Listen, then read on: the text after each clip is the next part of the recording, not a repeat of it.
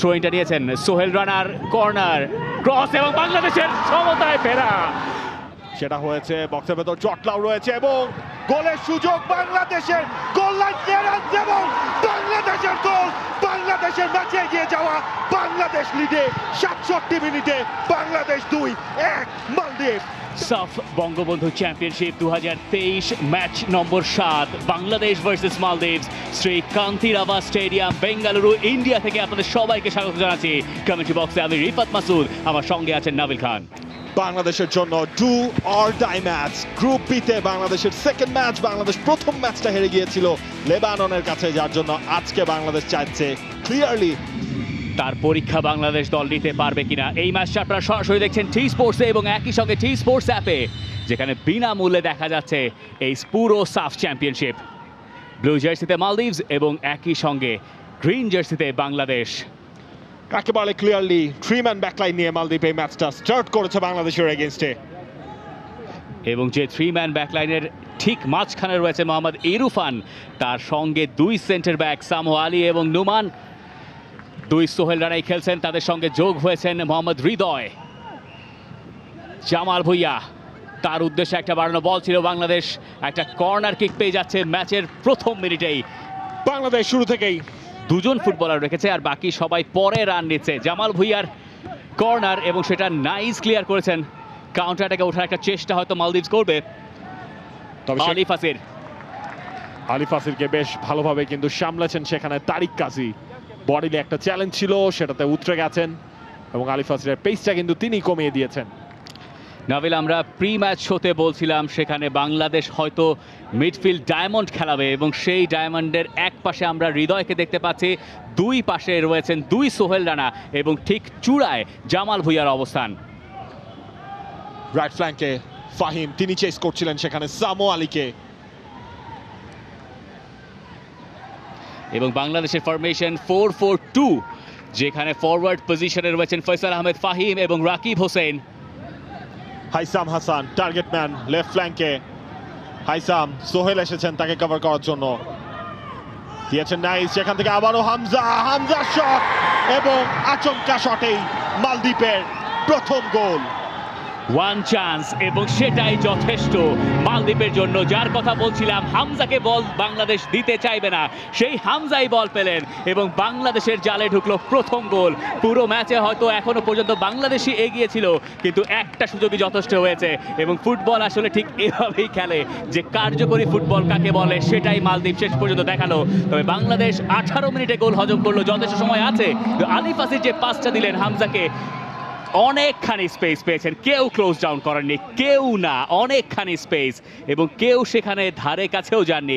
বাংলাদেশের জালে প্রথম গোল, বাংলাদেশের প্রথম ক্ষত গোলকিপারের ভুল থেকে, কিন্তু সেই সুযোগ কাজে লাগানো হলো না। জিকো বক্স ছেড়ে বেরিয়ে এসছেন এবং ভুল করে ফেলেছেন। Bangladesh under pressure, Anisur Rahman Zico under pressure.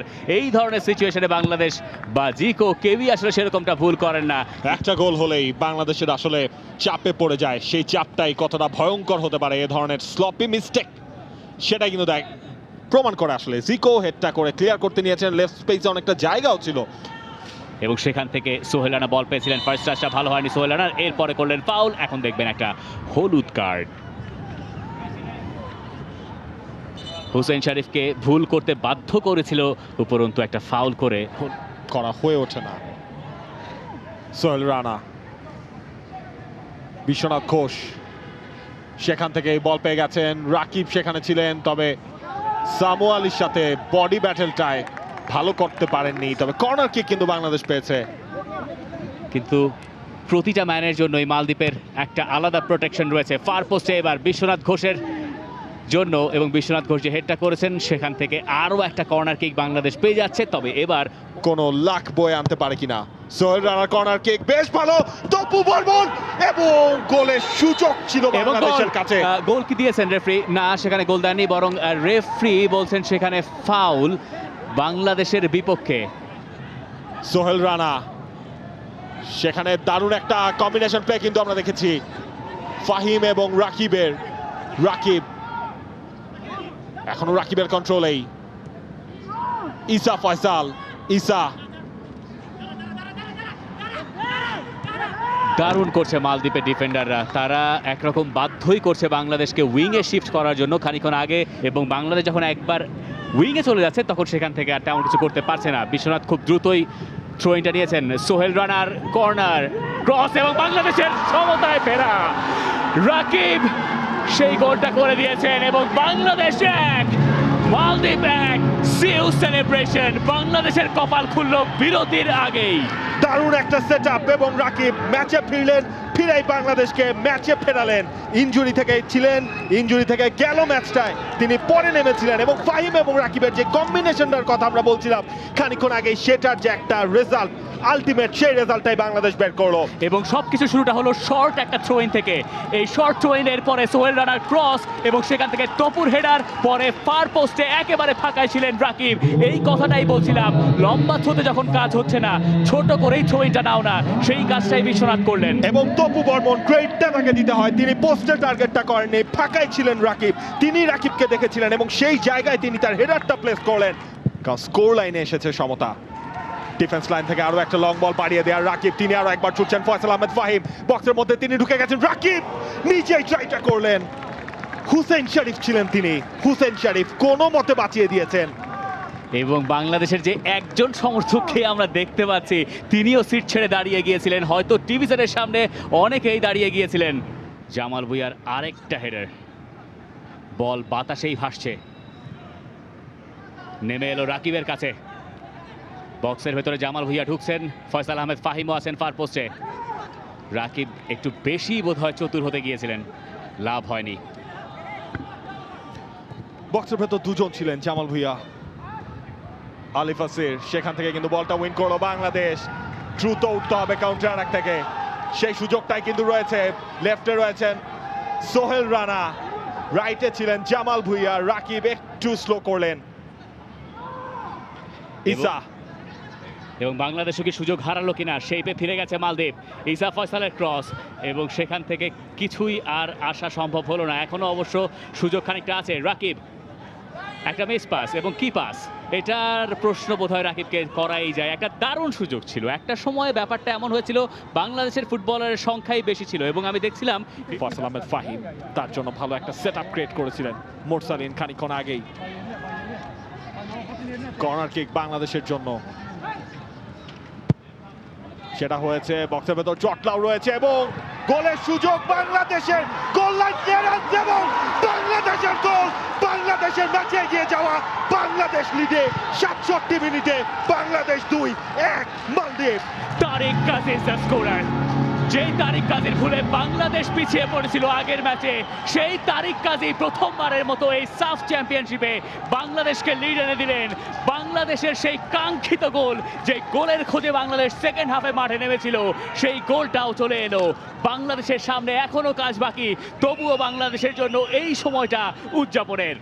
Bangladesh লড়তে জানে, পিছিয়ে পড়ে জিততে জানে।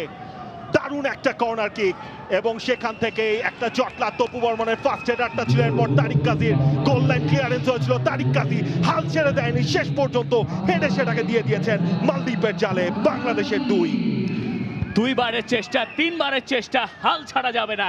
একবার গোল লাইন ক্লিয়ারেন্স, এরপরেও হয়নি, এরপরে header. Tariq Kazi is the scorer. Bangladesh প্রথমবারের মতো এই ম্যাচে লিডে এবং পিছিয়ে পড়া ম্যাচে এখন বাংলাদেশ। জামাল ভুঁইয়া চলে যাওয়ার পর সেই তপু বর্মন এবং এখান থেকে একটা রিফ্লেকশন, মোরসালিন তিনি ছুটছিলেন, সেখানে একটা ফাউল কি হয়েছে না, সেখানে ফাউল আসলে রেফারি কল করেননি, অ্যাডভান্টেজ প্লে দেওয়ার চেষ্টা করছিলেন, একটা ইয়েলো কার্ড এবার দেখবেন নিশ্চিতভাবে মোহাম্মদ ইরফান। কারণ ওই জায়গায় যদি মোরসালিন যখন ছুটছিলেন তখন তাকে আটকাতে এই মোহাম্মদ ইরফান প্রথমে ফাউল করেছেন, এরপরেও সেখান থেকে ইব্রাহিম তিনি ছুটছেন, লেফট ফ্ল্যাঙ্কে রয়েছেন জনি, তাকেই দিয়েছেন ইব্রাহিম মাঝখানের জায়গাটার মধ্যে নিজে চলে গেছেন। ফয়সাল আহমেদ ফাহিম রয়েছেন বক্সের অন্য প্রান্তে, জনি একটু বেশি সময় নিয়ে নিচ্ছেন এবং জনি শেষ পর্যন্ত একটা ক্রস বক্সের ভেতরে ফেলার চেষ্টা করছেন এবং সুযোগ হাতছাড়া করলেন। এই জায়গাতেই আসলে বাংলাদেশের সমস্যাটা আমার ধারণা। দেখুন, আপনি বল পেয়েছেন,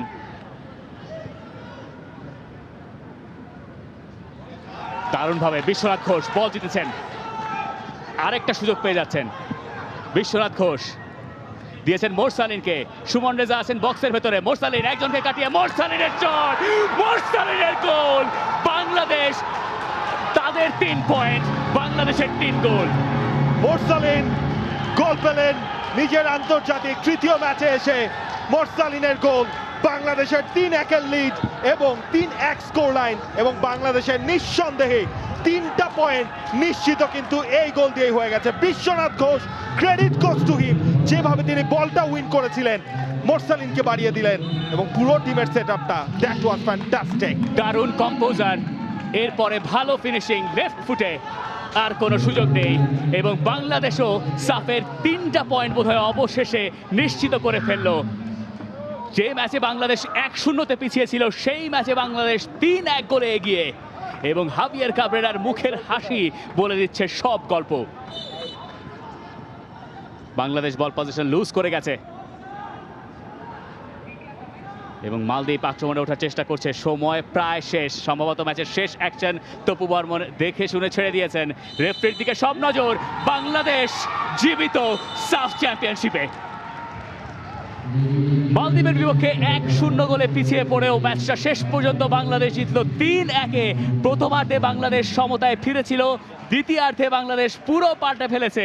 2 গোল দিয়ে মালদ্বীপের সাফ চ্যাম্পিয়নশিপের সেমিফাইনালে খেলাই এখন ঝুলে গেছে, এবং বাংলাদেশ তারা শেষ ম্যাচে ভুটানকে হারালেই সাফ চ্যাম্পিয়নশিপে চলে যাবে সেমিফাইনালে।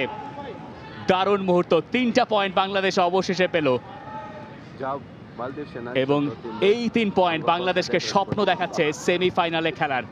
সেখান থেকে শুরুতে এগিয়ে যায় মালদ্বীপ, কিন্তু বাংলাদেশ এরপরে রাকিব হোসেন, তারিক কাজী এবং মোরসালিনের গোলে এই ম্যাচে 3 পয়েন্ট নিশ্চিত করেছে। Full time score line Bangladesh 3, মালদ্বীপ 1। For more updates, subscribe to our YouTube channel and click on the bell icon. Follow us on Facebook and Instagram. Download T-Sports app to enjoy exciting games and highlights. Visit tsports.com.